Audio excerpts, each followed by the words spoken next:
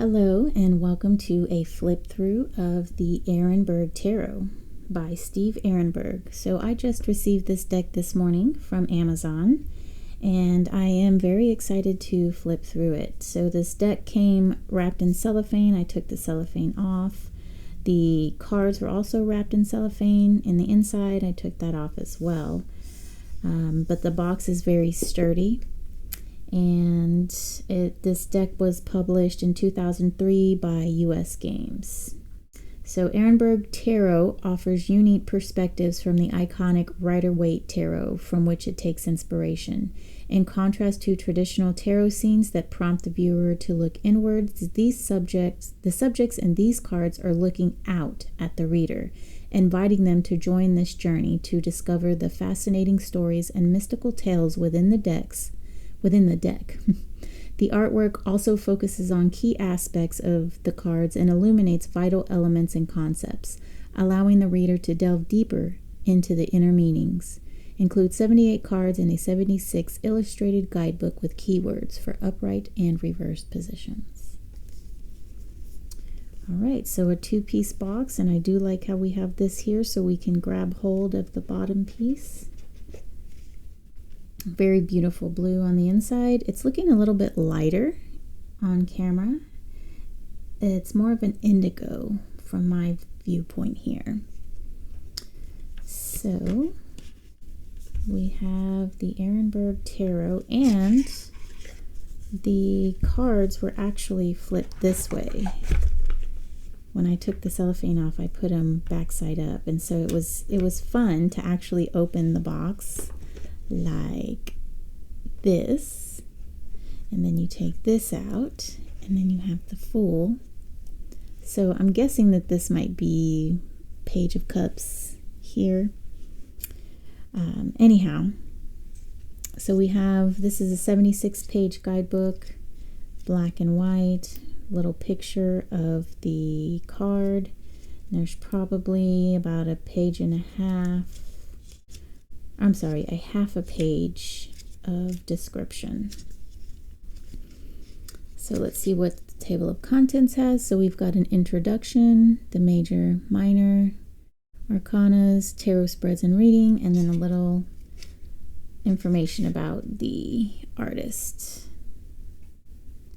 Okay. Oh, I guess it's looking like, yeah, Steve Erenberg wrote the introduction. The founder of US Games, Inc., Stuart Kaplan, and I spent decades traveling the world together. Oh, they're friends.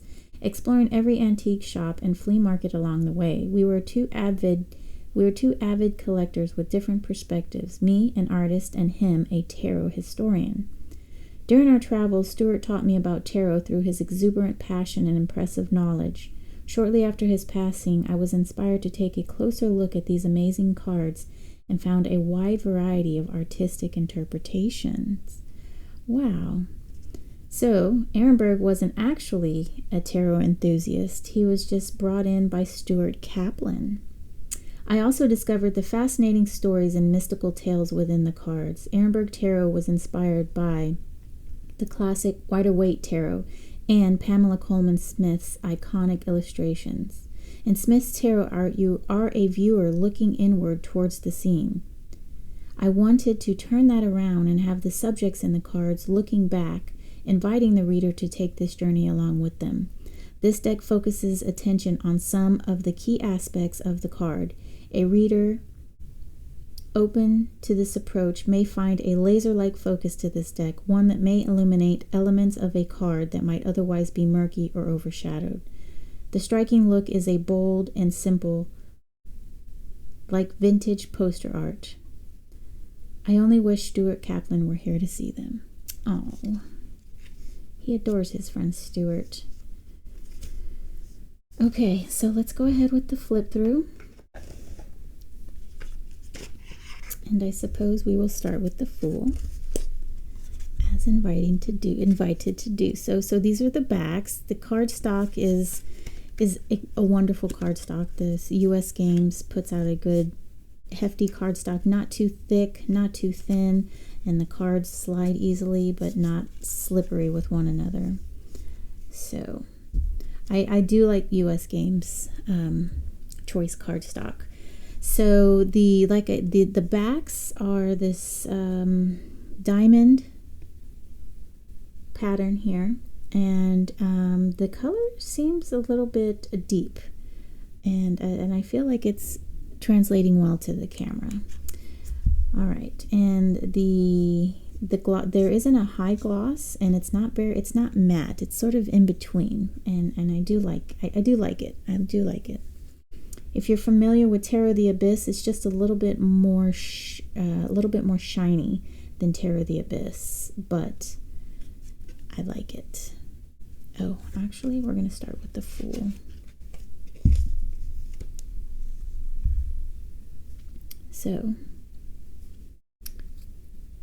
we see the gaze here. We know that this is the Fool. I've learned that the Fool was on the king's court as an advisor to the king, and he was the only one who could speak to the king very bluntly, without the fear of being beheaded. And the reason why he wears this hat is because it's an extension of the crown in a way. It has these points, but his crowns don't hold the point. They kind of flop over, and then they have bells. And so I thought that was an interesting detail about the hat of the Fool. Here we have another hat wearer, the Magician. We see his eyes.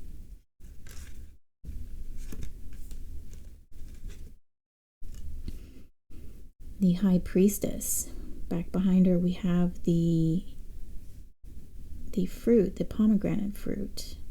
Then we have the moon and the stars. Oh, and here's the bottom of the pomegranate. So she kind of has a crown of pomegranate with these horns here. The Empress, we see her wheat. She also is holding a pomegranate with the sign of Venus necklace. The Emperor. Here we see Taurus the bull. Usually we see a lion here, as he's related to Aries. The Hierophant. Now, interesting, we don't see the eyes of this card. We do see an eye of the bull. Here we have the Hierophant, and he's either starting to do his the two finger thing. The Lovers. Holding hands. And the Tree of Knowledge. The Chariot. So we do have the opposites. We have a darker and a lighter one here. And the Chariot appears to have several tools with him. We look like we have a wand. I'm not sure what this is, but they do look like tools in a way. I'm not sure. Maybe that's part of his dress because it's brown on this side.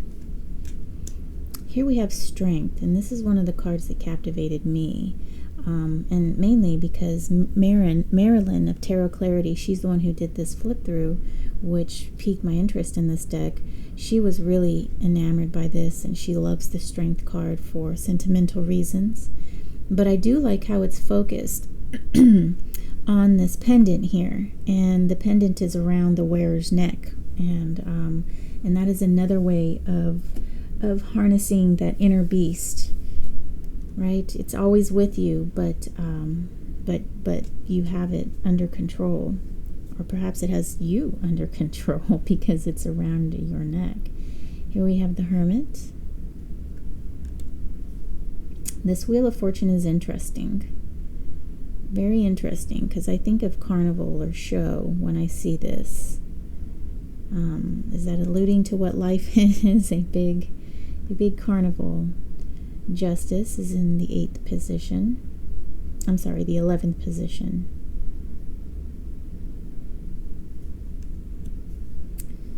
Hanged Man.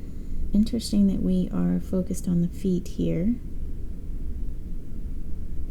And both feet are tied in this one as well. And it looks like he might be struggling here and not with this foot. So I do like this Death.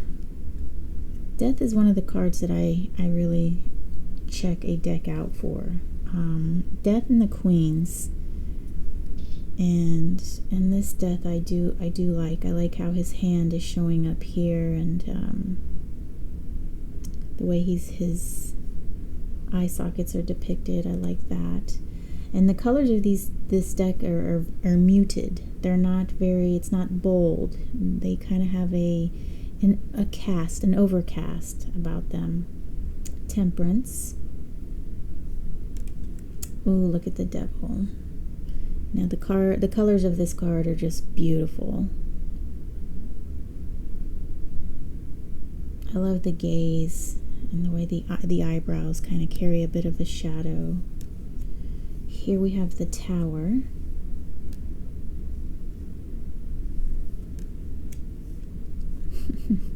This is kind of quirky, much like the Wheel of Fortune. We do have a little spaceship here, and there appears to be someone in there as well, poking his little head up. This star, while initially it's kind of quirky, but I kind of like it. I'm digging it a little bit. It's strange, but the look on the star's face is just very dreamy, pensive. And here we have another face on the moon, also with a rocket ship here. Got stars behind the moon. Face on the sun as well. Notice we don't have sunflowers. Judgment, and we're focused on someone perhaps rising as they're being heralded by the trumpeter. I just realized I'm kind of out of frame. Sorry, guys. You know, I've started this video over 3 times. I don't really want to do it again. So the world, we do have the zodiac signs of the... not the cardinal signs, but these are the evangelists. That's what it is, the evangelists. So this is Leo, Taurus, that might be Scorpio, and that's Aquarius. I believe that's Scorpio. Is that a little arrow at the end? Yes, yes. Now we are to the minor arcana. Ace of Cups. We've got the beautiful lotus flower. There's a cup behind, and it's flowing down. 2 of Cups. Oh, what a look that is. That's very interesting. Usually it's the staff of Caduceus. So I'm guessing where that's coming. That's where that's coming from. The 3. Now we do have it lets us know what suit we're dealing with here at the bottom, by the way. 4, here we have an actual person trying to hand a cup to someone who has their arms crossed, and they're just not having it. 5 of Cups, we've got a broken cup here, and it looks like they're falling. 6, we're focused on the child. Smelling, remembering. You know how smells can bring us back to certain situations. Here's the 7. Very interesting that it's all in one cup. All of the different items, the fantasy. 8 of Cups. It's almost like you're a cup looking at this man walking away. 9 of Cups. Now this is that one in the RWS deck where the man is just sitting there kind of smug behind all of his 9 cups. And here we're focused on him and his jewels. Oh, 10 of Cups. Look at this. I just love that. I loved when my children would grab my thumb. Oh. And it's 3, all 3 of them. Oh, and here we are, Page of Cups. So he's holding up the fish. Knight of Cups. And this is the knight giving his cup, holding his cup on his horse to deliver it to his beloved. Queen of Cups. King of Cups. Now we are to the Pentacles.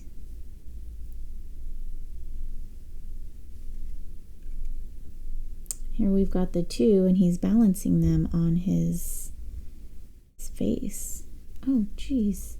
I meant to flip these over, and somehow I stopped doing that.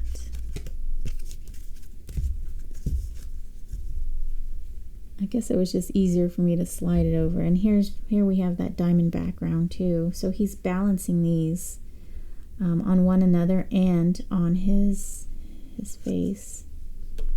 Oh, here's the 3, and so this is collaboration. Okay, this is working with others to getting something done, and I'm assuming that these are 2 different individuals. And then we have the tools of the trade. Oh wow, look at this, 4 of Pentacles. That is really being literally chained to your possessions. Oh, and here's the 5 with the church in the background. We've got this snowy scape here. And here we're focused on the wealth being distributed. It's coming from a higher place. Someone is giving, very giving. 7. Here we're focused on him taking a break after perhaps working, harvesting. The 8, focused on the craftsmanship, the intricacies of crafting something. Here is the 9. We're just focused on the falcon. 9 of Pentacles is the card of opulence. Having all that you desire. And here's the 10. I like that we have the dog here. You know, we have this older gentleman, and it alludes to him being happy and content with what he has. And then he's got his kingdom in the background, that which can be passed on, his legacy. We've got the Page of Cups, willing to share. The Knight. Why do I keep saying cups? This is Page of Pentacles. I'm so sorry. Knight of Pentacles.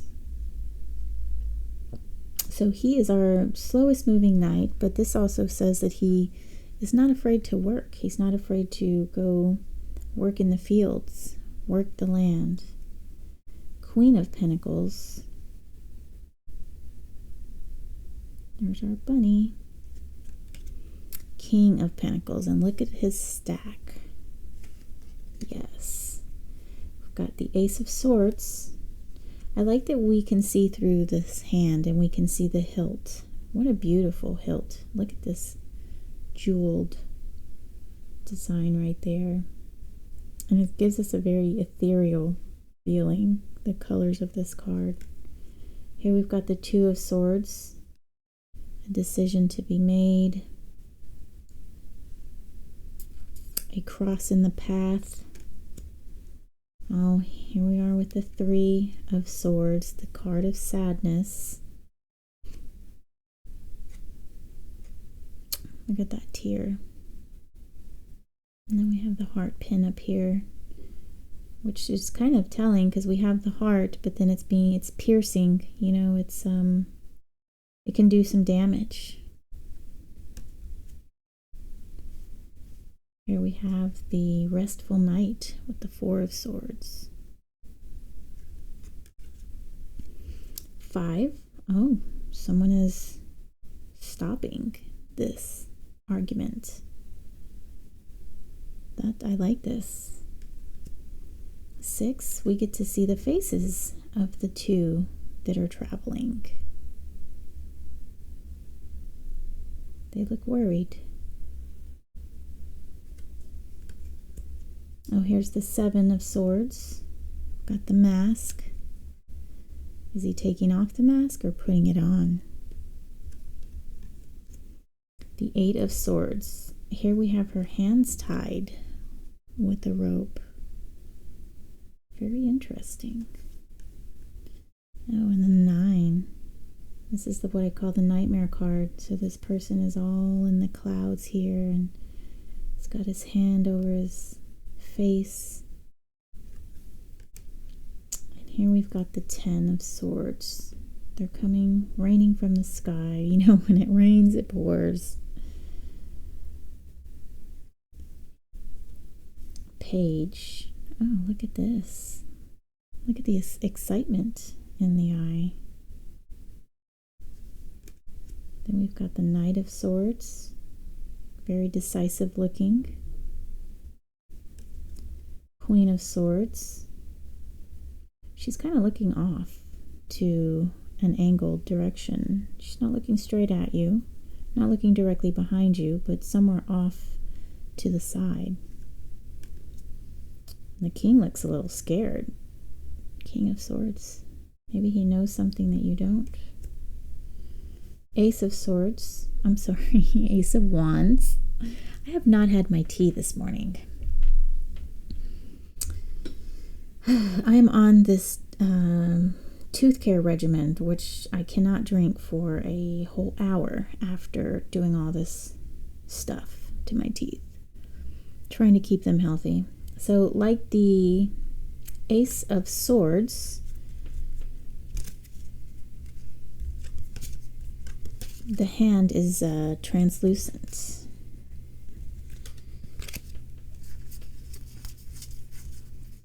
Oh, the cup. Okay, the cup doesn't, the Ace of Cups doesn't have a hand. And let's see, the Pentacles.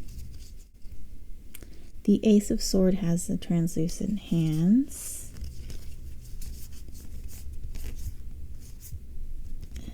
Where is the Ace of Pentacles? I mixed up my cards, remember?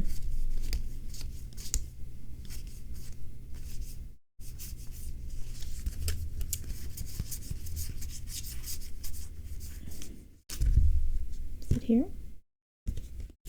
Oh, that's Cups. Sorry, guys. I'm looking for the Pentacles because I don't remember what the Ace of Pentacles looked like.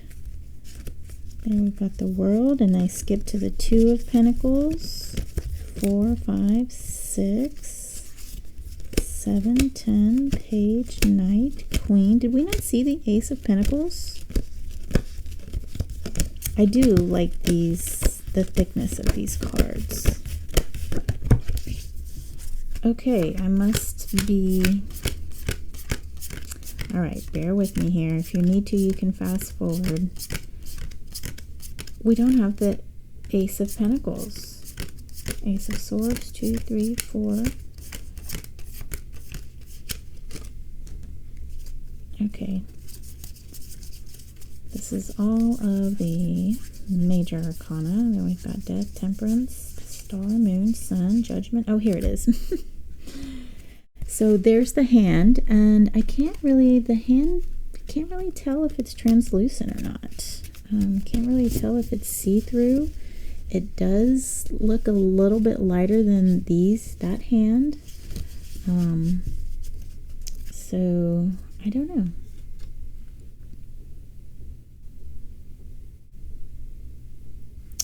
It is coming from the sky, though.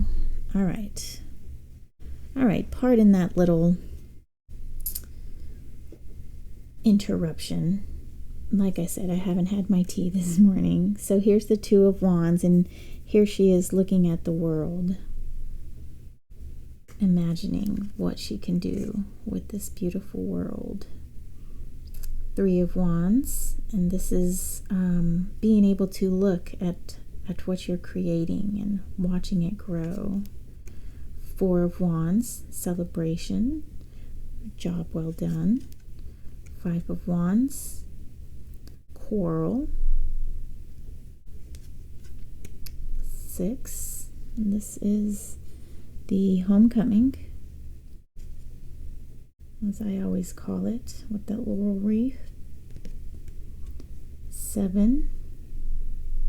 And this card is generally a defensive card. Excuse me. And it's interesting that we have a figure with 2 different shoes on. Very interesting. I'm not sure what to think about that. The 8 of Wands. So this is like an arrow, right? This looks like a bow, and he's getting ready to shoot this arrow. 9 of Wands is the tired, becoming tired. This, and then the 10 of Wands is the burden. Okay, this is possibly a wand down here, but carrying this big boulder. That's a lot of work. Page of Wands. We've got the salamander in the hat. Ooh, here the Knight of Wands, we're focusing on the horse, and the horse is geared to move, and we can see the movement in this knight's plume here. Oh, and we've got the Queen of Wands and her kitty. Look at that stare. And then her king. He's got a stare as well. All right, well, I am interested in checking out this deck and working with it. Shuffles beautifully. I do like this cardstock. It's not too thick, and it's not too flimsy, and I think it's going to hold up well. And what a nice deck. I like it. Thank you, Steve Erenberg. And I too wish Stuart Kaplan could have seen your creation. I think he would have liked it. So amazing job. All right, like I said, this is available on Amazon. I was able to use points to get this deck, and so I believe the total amount was about $25 on Amazon. So nice deck. I like it a lot. All right, take care, guys. I'll see you next video.